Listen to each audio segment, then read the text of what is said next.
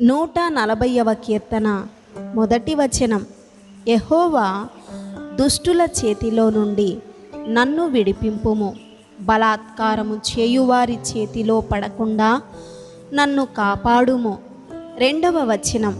వారు తమ హృదయములలో అపాయకరమైన యోచనలు చేయుదురు, వారు నిత్యము యుద్ధము రేప చూచుచుందురు.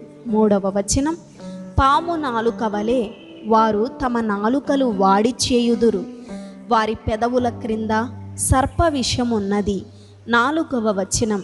యెహోవా భక్తిహీనుల చేతిలో పడకుండా నన్ను కాపాడుము, బలాత్కారము చేయువారి చేతిలో నుండి నన్ను రక్షింపుము. నేను అడుగు జారి పడునట్లు చేయుటకు వారు ఉద్దేశించుచున్నారు. 5వ వచనం.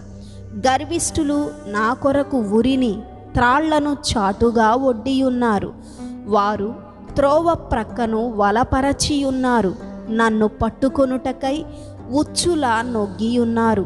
6వ వచనం.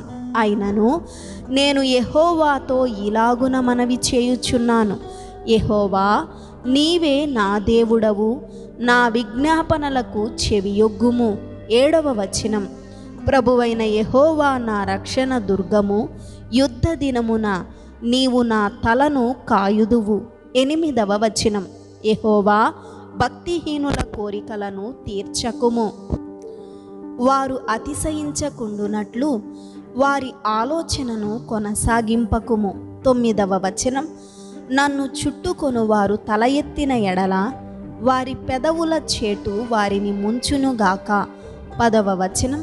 కణకణలాడు నిప్పులు వారి మీద వేయబడునుగాక, వారు తిరిగి లేవకుండునట్లు అగ్నిగుండములో వారు కూల్చబడుదురుగాక, అగాధ జలములలోనికి త్రోయబడుదురుగాక.